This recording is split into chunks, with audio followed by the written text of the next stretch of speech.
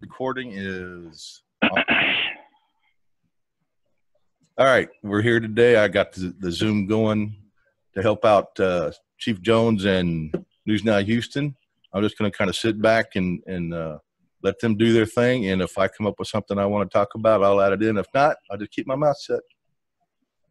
Go ahead, Hey, Chief. Steve, I got a question. I got a question for you, Steve. All right. What kind of fish are in that aquarium behind you? Well, instead of going through all the different kind of fish that are in that tank is now going to be for discus, which are the very colorful freshwater fish that are really hard to take care of and expensive. But I've been selling all my other aquariums and all my bunch of other fish and shrimp and to pay for the discus. And I've got them in another tank quarantine right now, and they're going in this one. But they get, pretty good size and real colorful. And well, that's where that's tank. Because I've had people ask me, what kind of fish are those in your tank behind you, and I don't have an answer for them. So you just got to give it. You sold the shrimp. Why didn't we just deep fry them and have them for lunch? It would take the kind of shrimp they are. They're so small that it would take a handful to make a snack. I mean, hundreds of them to make a handful to just make a snack. They're really, really, really small, full grown. They're just very colorful. But I had 20 aquariums going, and I've seen it. Yeah, I started selling them all off. And make a long story short, I bought and sold cheap, and I bought them cheap, sold them cheap, but I got a little bit of a profit off it to pay for the rest of it. Okay. And do you know that you have a criminal record? Oh, yeah, but it's not really a record as far as what Merb wants you to think, that I was convicted of something. It's just I was on record that I got a DWI that I was found innocent for by the whole jury. And it was a cop that ended up getting fired for arresting people for not having DWI. So you don't have a conviction. You were just arrested. Right. And the gun one was the guy in the truck with me bought a gun that he didn't know was stolen. And we were coming back from the shooting range or the hunting. I don't even remember what it was we were coming back from. And they pulled us over and they got him for that. We walk in carrying our own guns into the police department. We had a couple of rifles and pistols. And we were carrying our own rifles and pistols into the police station because they knew there was nothing, that we weren't trouble or anything. And a couple hours later, not even 2 hours, more like an hour later, they let us walk out. They never pressed any charges or anything because they found out that he bought the gun from a friend of his who didn't know it was stolen. They just wanted to track it down, and there was never any charges done or anything. So you don't have any criminal background. I don't have any criminal background, never been convicted of anything. That's what I thought. Maybe a traffic ticket. Whoopee. Yeah, it's just more misinformation being spread by the Manson Merb cult. Yeah, exactly. Yeah, and they've got a really cute nickname for you. They call you Beta Steve. Yeah, I know. But and I'm going to let this out because I've pretty much got them all figured out now. That's how I figure out who they are, because they all repeat exactly what Merb says. So they give themselves away in the comments, and when they come into the chat, do that. And I'll be straight out. If you're one of the Manson Merbs and you come into my chats or you come into my channel and you cause trouble and you're there just to be an ass, I'm going to ban you. I don't care about what you think about this free speech stuff. You're not here to have a conversation and figure things out and do this and that. You're here to be a troublemaker and make it to where people don't want to be in there making comments because they don't want to be attacked by the Manson Merbs. So yeah, and that's what they do. They'll come in 10, 15 at a time and just attack people and give them a hard time just to make them frustrated and make them leave. It's not about free speech.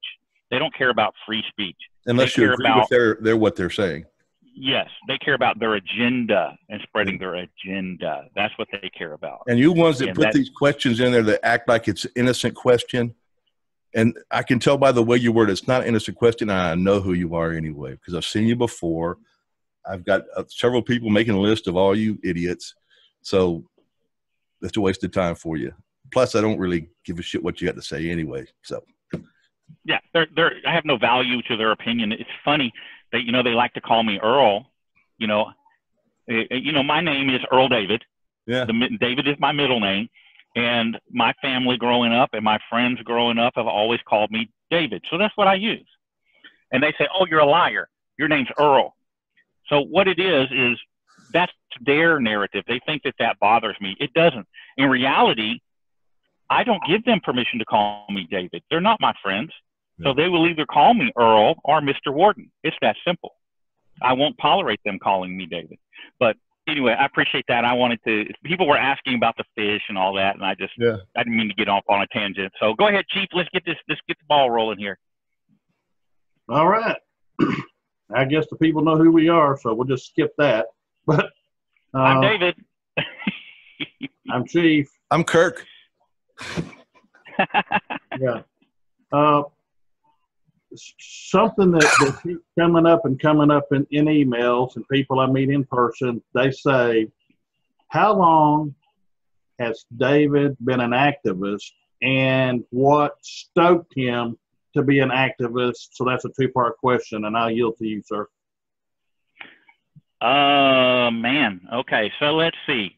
I have been a civil rights activist, willingly or unwillingly, since about the age of 6. Wow. I started so at 16. I had older siblings, and, you know, in the 60s when all the civil rights marches were going on and all that stuff was happening, you know, my older siblings, the sisters specifically, were all in college and lived local to where I was at in Florida. And so a lot of times they would participate in the civil rights marches and whatnot. And so I got dragged out to that. Somewhere I've got some pictures that one of my sisters gave me recently. I'll have to dig them out, see if I can find them. Or she gave them to me. I guess it's been a couple years ago now. But there's one at a civil rights march with me carrying a sign on a stick. You know, I forget what the sign said, but it was all pro civil rights. And so you could say I started then, even though at that age I had no clue what was going on. I didn't understand black or white or brown and white or white and blue, or, you know, I didn't understand all that. But I did understand that civil rights was a very hot topic, a very hot issue. We also had the Vietnam War was ramping up at that part. So it, you know, I grew up in an era where we still had water fountains that said, you know, colored here and white here. And we still had restaurants that you would go into that had signs on them that said no colors. And this was in Jacksonville, Florida. It was in Orlando, Florida, and Jacksonville, Florida in the mid 60s. And, you know, I think back to that and I'm just dumbfounded by it. You know, it was such a crazy time in this country. And then I look at now, and, you know, this is more of that crazy time. It's different because now it's not a black and white issue, though the government would probably like you to believe it is, but it's not a black and white issue. It's a government out of control and government employees out of control issue, but it still comes down to our civil rights. And I have participated throughout my life in things that had to do with civil rights, even when I was in the military, and boy, did I catch hell for that. The military is not a good place to assert your civil rights, but you know, it is what it is. I mean, even after the military, I was a staunch believer in civil rights. At that point, you know, I had a family to raise, and you know, work had to come first, and supporting your family had to come first. And I did what I could to do that. And then I really started to get back into civil rights issues and take up civil rights issues in the 90s. And then kind of died down again, and then came back in around 2010, started picking up on homelessness issues. And, you know, in 2014, 2015, I kicked off into YouTube and into the police accountability or government accountability activities. Right. Well, Does that answer your question? Yes, sir. Well, let me drill down just a little bit here and All right. And kind of hold your feet to the fire, as it were. Some people think that I give you a free pass. It isn't so. They don't know what all I've done in my research, talking to you, and then I go fact check. Okay. And I talk to a lot of people that have known you for years and years and years. So the people that are honest, I keep getting the same narrative out of them, the same information. And it keeps being, David's a good man, he's passionate, you know, he's law-abiding, he does the right thing. But they even extrapolate to the point that this activism in your civil rights and these type of activities created problems for you over 30 years ago, and it's caused problems for you all along since then. Some were, you know, a little problem, and some were gigantic problems, you know, like going to jail for outing tyrants. Okay. Would you say that when you're dealing with civil rights, inalienable rights, the rights to be left alone, and the government accountability, do you believe that you was outing tyrants then and outing tyrants along the way and still today, and that you suffered the repercussions of that? Okay, so I have to, this is a fine line I have to walk because of what's currently going on. But yeah, it's something that has been an issue for quite some time. You know, and you haven't always had a social media platform to go to organize people to help you. You know, when I was in the early 80s, we had some issues. My dad and I had some issues with the Pasadena Police Department and some bad officers. And I took up that fight because I was better equipped for it. But and did it cause me issues later on? Absolutely, absolutely. But you know, it is what it is.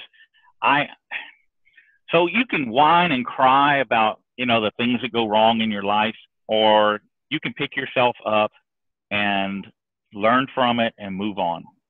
And that's always been my philosophy.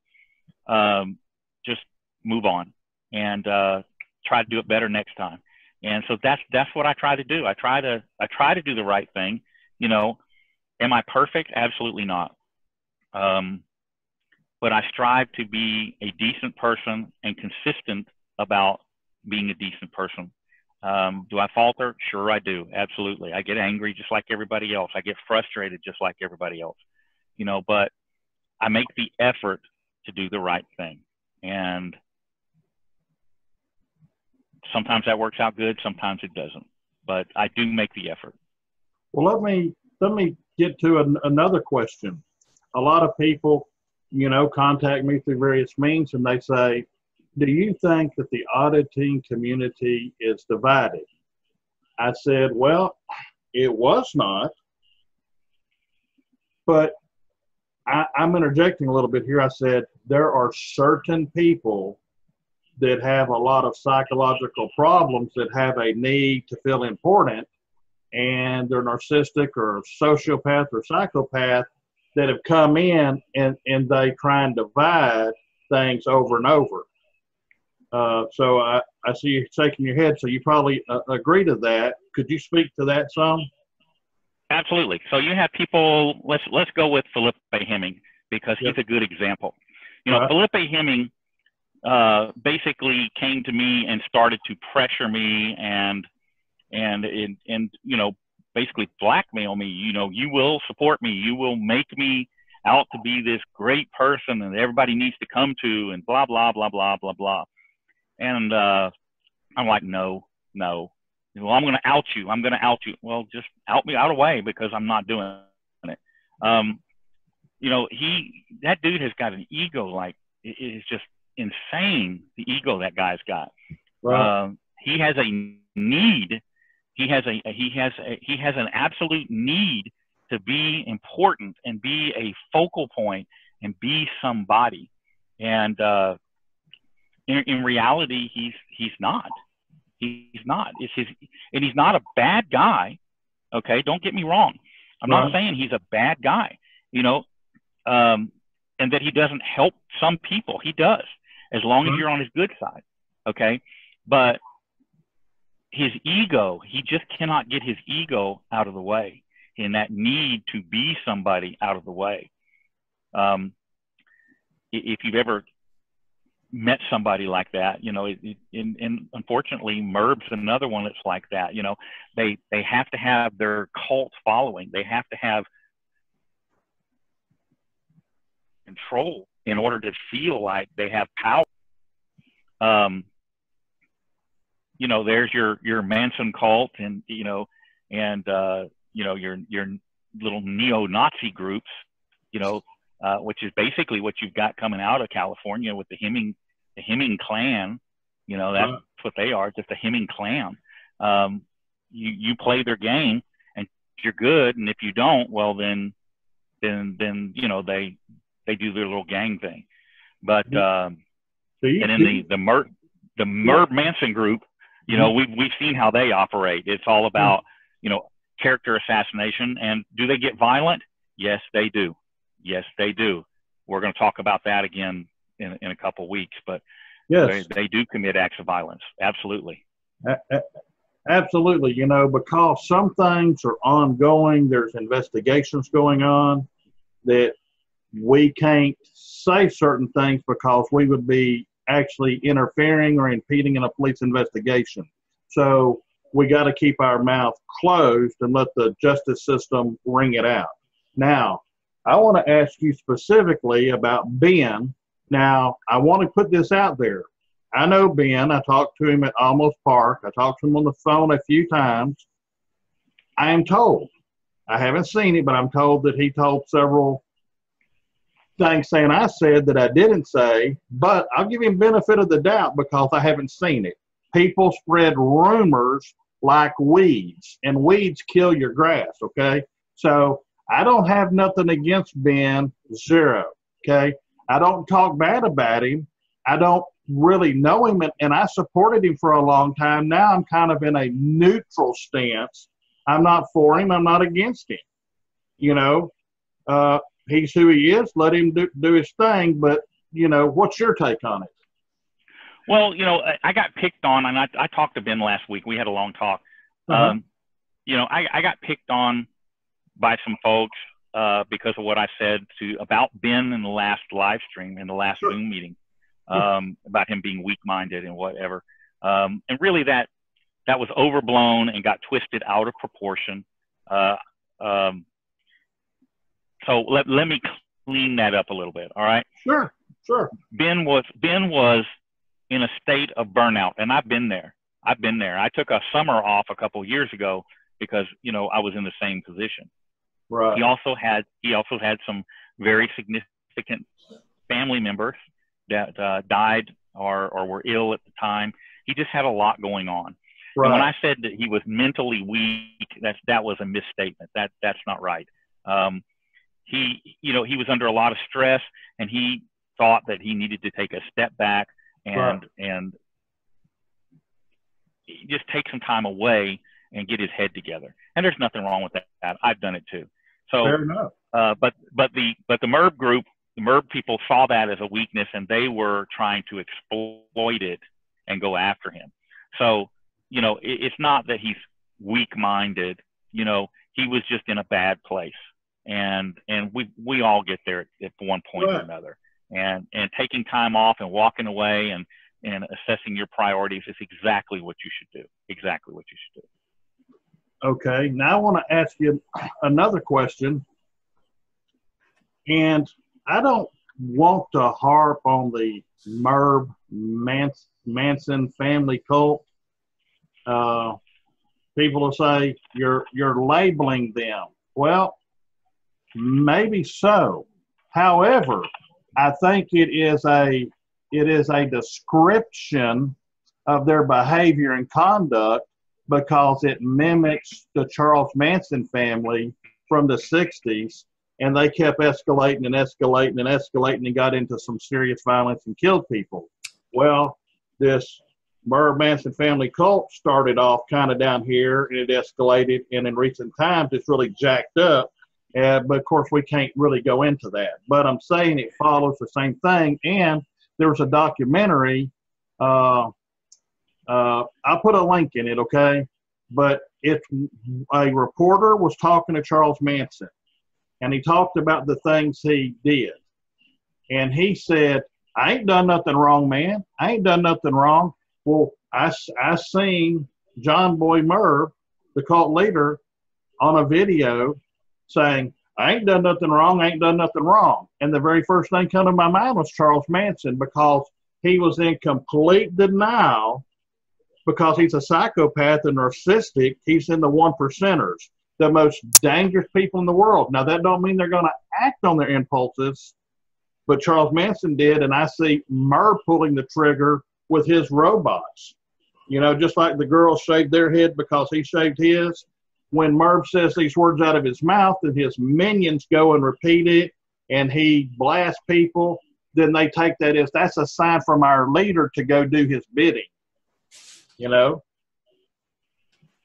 I agree. I agree.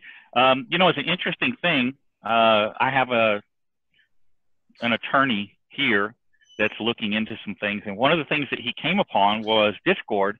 And you know, and when you create a chat room in Discord, Discord gives you an access number. Nobody can get into that group, into that chat room, except people you give that number to. And that creates a liability for you as to what transpires in that chat room. So in that chat room over there, they're posting pictures of my kids, my grandkids, my ex, my, you know, anything and anybody, residents, cars, you know, things that have nothing to do with nothing.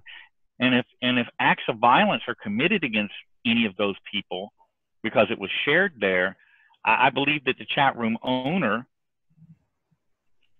could have some liability. And if schemes or criminal activities are plotted there, Merb has liability, and the attorney that I've been talking to agrees. So, you know, I guess we're going to see. Well, let me ask you this. You know, especially back in the 50s, 60s, and 70s, I don't know all the titles. I used to have to do this because I had to go get a special training with the U.S. Marshal Service and the Bay County Sheriff's Office from Florida, and the training seminar was in Oklahoma. This was in 88, I believe. Anyway, we had to go study satanic occult crimes and their leaders and how they train people and groom them and what to expect. And at that time, we was talking about, for example, the Grand Dragon for the Ku Klux Klan. And they were looking at going after him for various things. And he said, I can't help what people do. I can't help what people do. That's what he kept saying. They said, but when you suggestively say it would be good if somebody had a cross burning in their yard, they take that, they need to go do it. They're taking their orders from you. You are the head of the body, okay? And the body carries out your missions, okay? And these people go back and try and tone it down because they've been caught in the spider web, you know? And I see Merb recently going back and saying this is satire, okay? That's a code word for I'm going to try and get you and call it something else. It's like pretextual. Like police say, I'm stopping you because you have a burnout tag light, but really they think you got dope in the car. So they say for one thing and do another. But see, he never said satire, and satire is only to a point to make fun of certain things about your message, like in politics, okay? But when you attack a person based on their looks, based on their weight, based on their intelligence, based on the way they talk. Yeah, the way they talk. Anything that's characteristic to that man or woman, you know, I'm not Jesus, but I am telling you this. Jesus went out and spread his message. So they put him on a cross, the religious crowd, and killed him to shut him up. What did that do? That just made the Christianity go higher and higher. And it's with us 2,000 years. It's the most major religion in the world, or maybe second, I don't know. But you get the point. And so killing the messenger does not stop the message. There's a man behind that man, and a woman behind that man, and a man behind her. So there are far, far more good people out here. And I'd say it's probably 90%, but that 10%, they're the vocal minority that create the atmosphere to look like, oh, this is bad. It's the silent majority. The silent majority put Ronald Reagan in office. The silent majority put Donald Trump in office. So people sometimes keep their mouths shut, but when it's time, they pull the lever, whatever it is in their life, and back up who they back up. What say you? Well, I agree. I agree. You know, right now there are a lot of anti-David people that think I am down and out, and I'm not. I'm getting stronger by the day.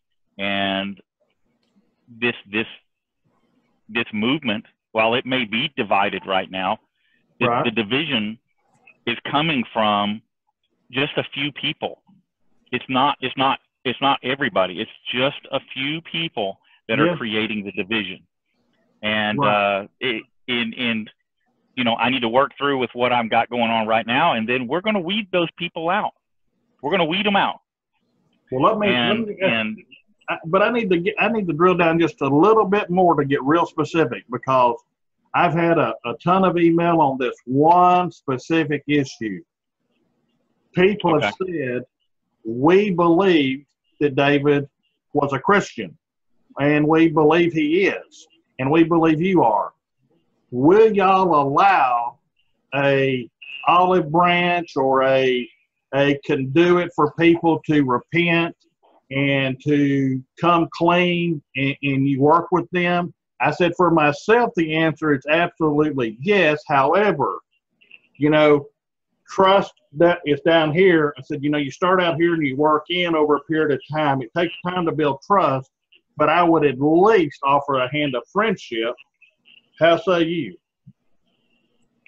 Well, you know, I help anybody that needs help. I've been that way since the very, very start, and that's not going to change, save for a few people. Right. There are a few people that I believe are beyond redemption. I just have no trust left in them. Hemming is a good example. Right. You know, there are people that the trust is gone and there's no getting it back. Does that mean I'm going to be angry and bitter towards them? Absolutely not. And you know, yes, I am a Christian, but these people have been slapping me in the face and beating me over the head for a year and a half. And I've looked the other way and looked the other way and turned the other cheek, and that time has passed. That time has passed now.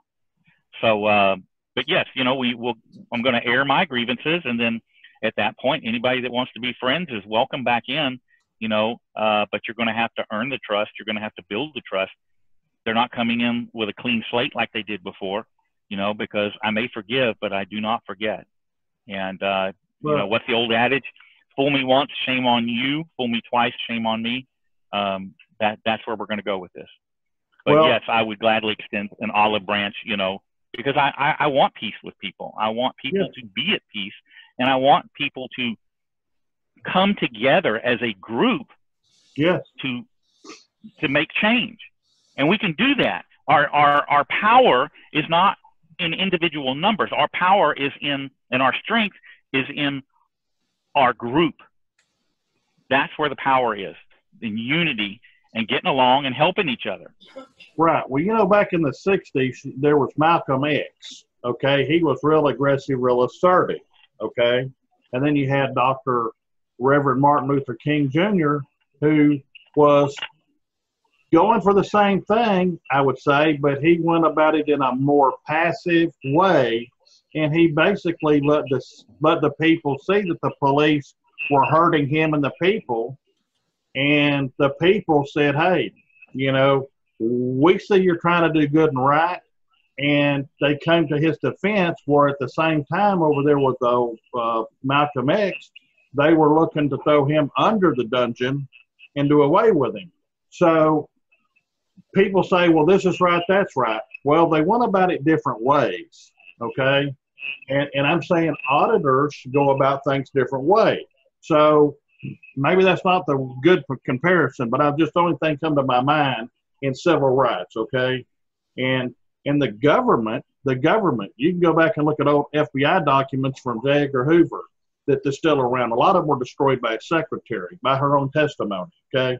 But if you go back and look at these documents, the way government controls the mass population is division.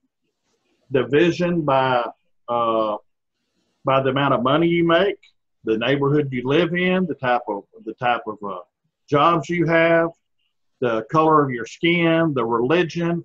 So they try and get it in so many fractions because if the people ever come together for 30 days, our government would change overnight by the 31st day because they would impeach people in office, they would remove them, they would take people out and hang them at the nearest intersection by the neck till dead for treason like they used to.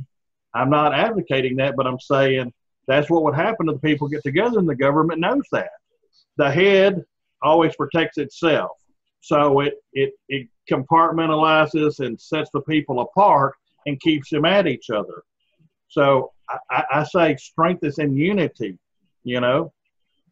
So well, and a lot of what's going on in this movement, you know, when you get past the egos, a lot of what's going on, a lot of the issues that are being created by government people who have interjected themselves into the movement, and that's where the seeds of discontent are coming from.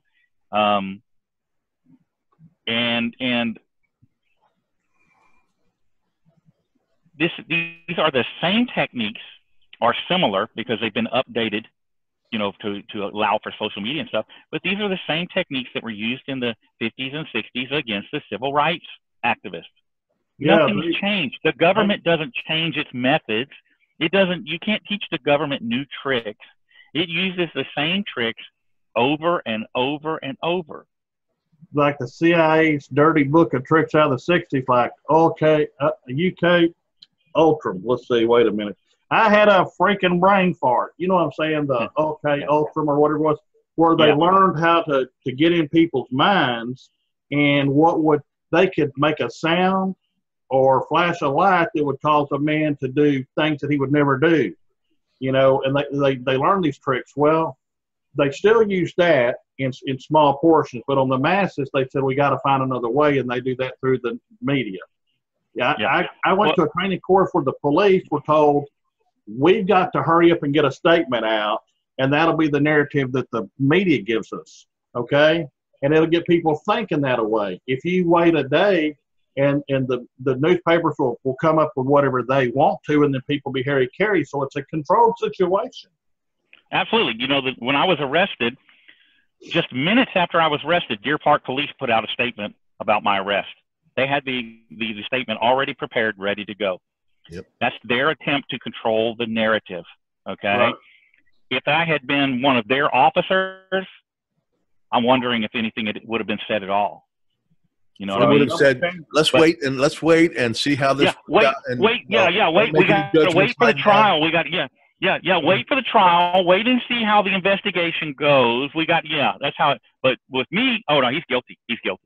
You know, and so when you see these anonymous individuals who use fake names on their channels out here making comments and stuff, there's a reason. There's a reason they're using anonymous channels and not revealing who they are. Some of them are tyrant cops. They're tyrant cops. There's already been one cop that we have caught who has been caught in one of my audits before that's over in Merb's chat room. Yeah. Yeah, There's I'm more- sorry. there's It more was. than I'm that. sorry. Wait. I misstated that. Let me correct that. I Okay, go ahead. misstated it. It is not the actual cop. It is his boyfriend that's over there. So he's basically saying what that guy's saying. But yeah. You said his boyfriend, right? I just want to make sure. Yeah. I mean, boyfriend. sexuality is their business. I just want to make sure I understood you. Okay. Yeah. Yes, it's his boyfriend, his live-in boyfriend of I think 4 or 5 years. But yeah, we backtracked IP address right to his house. Now that particular officer has retired from the department he was working for, and so they're I'm not worried about it. Don't care. But Well, that's just an example. It's just an example. Yeah, of who there's exactly is more than involved in this. Yes, there are. Yeah. There are. I mean. Anyway, we got to wrap this up. Yeah, this up. Yeah. So let's. Any final thoughts? I'll let Steve close it out. All right. Steve. Well, I'm going to give this a quick pause to make this easy to edit if I want to edit this out later. All right. The division. Did you see the expression on your face when you did that? It's like you were passing gas or something. Maybe I was. Trying to keep it silent. Yeah, silent but deadly. All right, go ahead. Now I'm going to have to edit that out. Damn it. All right, the division has always been there, but we always kept in the background. All right. But with the Hemming and the Merb stuff, it's pushed people to the limits where it's come out. All right. They've been driven to that point. I hope someday we get back to where the division is kept between the individuals. They get together, they work it out or don't work it out. And just say, okay, you don't agree, I don't agree, we have problems, we don't like each other, whatever it is. Let's just go do our thing, and we don't have to deal with each other, right? That's how it should be. And I hope we get back there someday. All right. And I've been pretty close-mouthed about a lot of what's been going on, and I'm still trying to. But there's a point that I feel that there's things that need to be said. That's one of the reasons I'm doing what I'm doing with you guys, hosting this for you to talk about this and having a little bit of my own say so. Yeah. By the way, thank you very much for hosting this. Well, you're welcome. I've done it for others. I'll do it for y'all. I don't do it for anybody because I'm not going to promote certain things that I don't want to promote. They can do it on their own. We lost David. Here's a question. I hear people using the word, you're a public authority, you're an authority figure, whatever. I want to see if we can get people to go to using servant and forget the authority figure and forget the public authority. All right. Y'all, they are public servants and nothing but public servants. And that's it. That's a fact. That's why I said there are maids and butlers as far as our government affairs. Yeah. The next thing is, I'm going to post this up on my backup channel, which is PNP News In Depth. Right. I need to build that channel. Yes. And I think I'm going to use that channel for going live when I go out. Yes. All right. And I need to build that channel up some more. So that's where this was going to be posted, just like the last time.